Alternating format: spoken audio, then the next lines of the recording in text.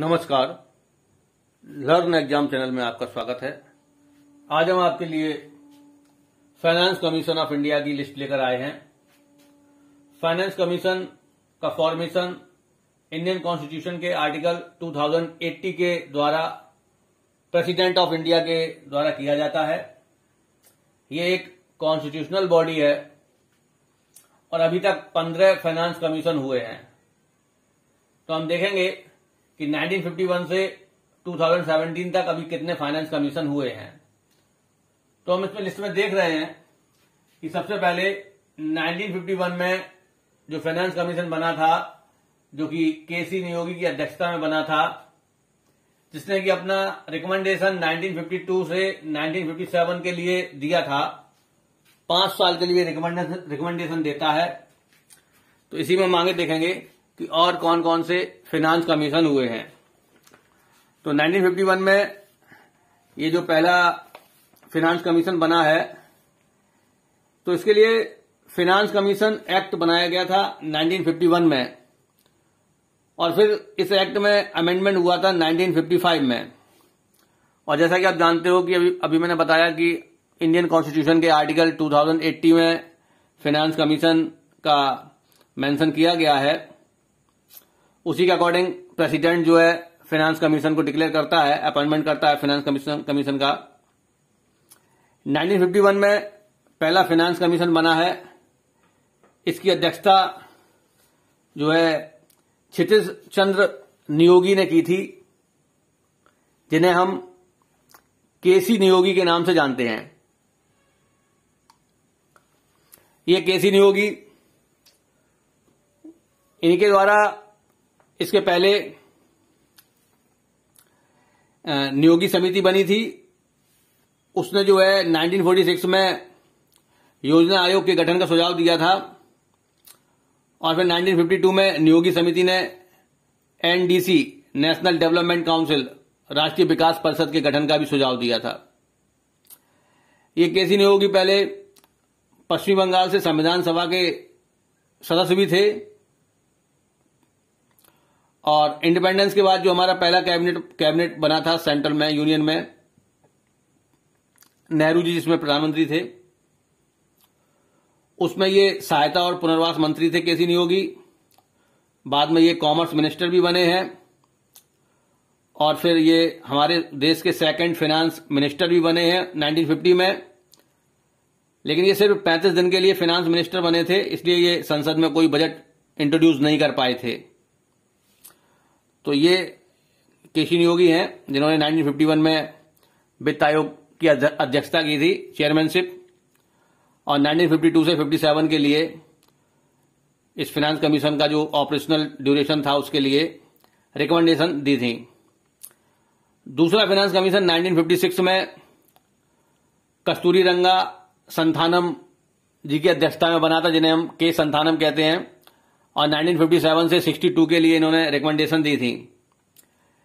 ये संथानम जी भी संविधान सभा के सदस्य थे, और नेहरू मंत्रिमंडल में ये रेलवे और ट्रांसपोर्ट मिनिस्टर थे।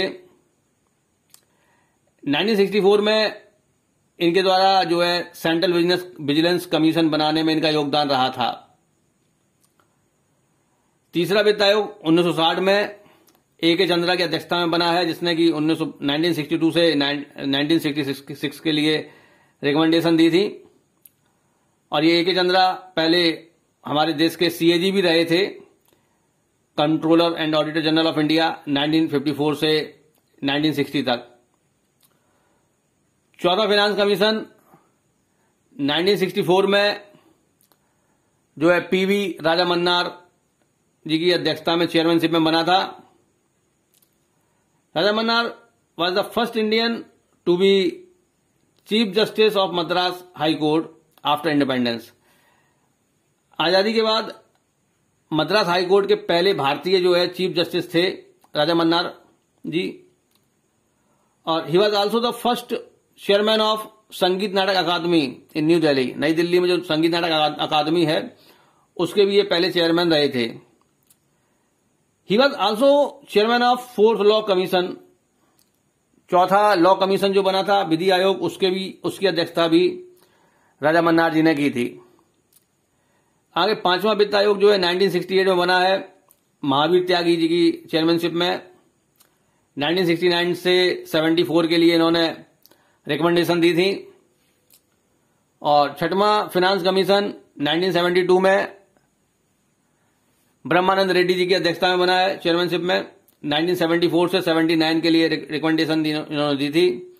ब्रह्मानंद रेड्डी जो है वो 1964 से 71 के बीच आंध्र प्रदेश के सीएम भी रहे थे और फिर 1974 से 77 तक ये होम मिनिस्टर भी रहे हैं इंदिरा गांधी जी के प्राइम मिनिस्ट्रियल पीरियड में। और 1988 से 1999 तक महाराष्ट्र के ये गवर्नर भी रहे हैं। हैदराबाद में इनके नाम पर एक कासु ब्रह्मानंद रेड्डी नेशनल पार्क है जुबली हिल में।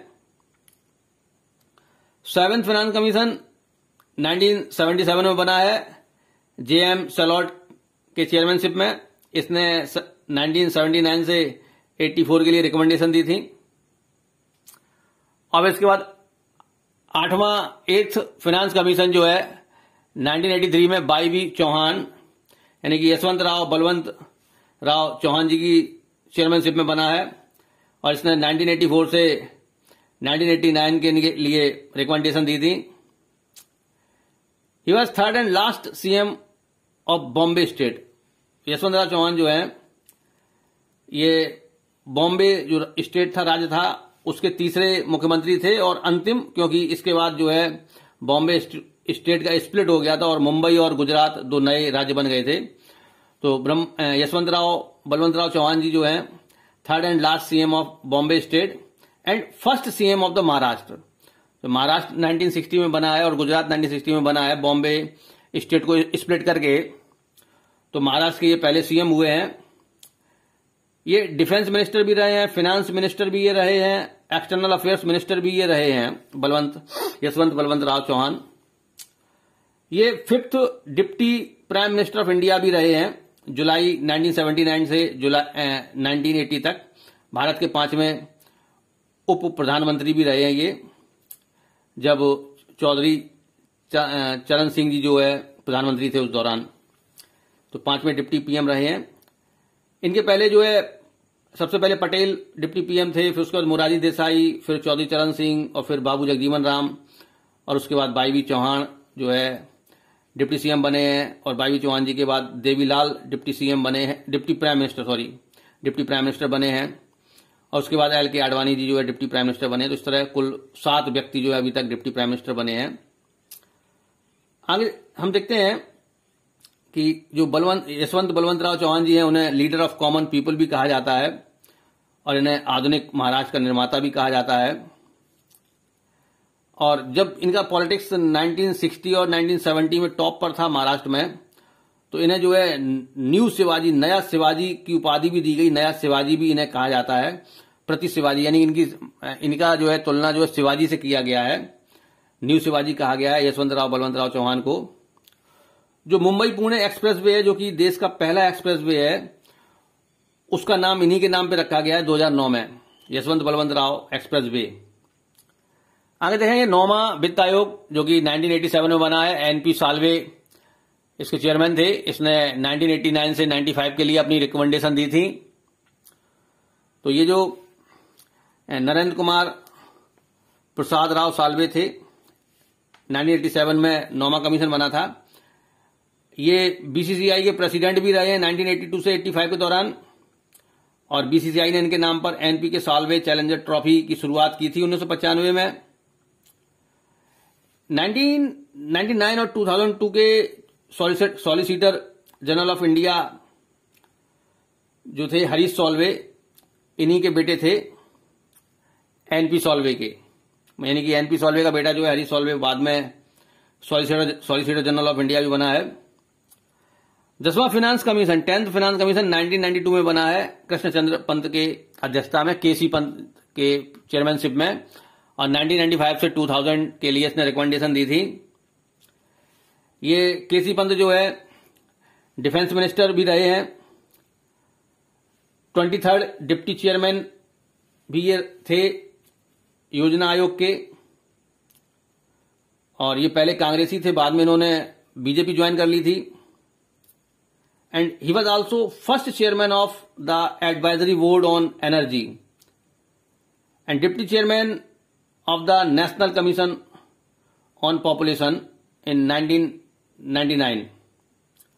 जो यूपी के उत्तर प्रदेश के पहले सीएम थे गोविंद वल्लभ पंत, ये उन्हीं के बेटे थे केसी पंत।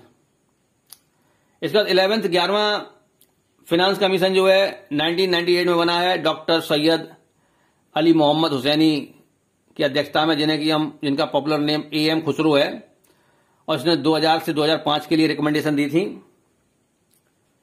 और 12th फिनांस कमीशन 2002 में बना है, जो कि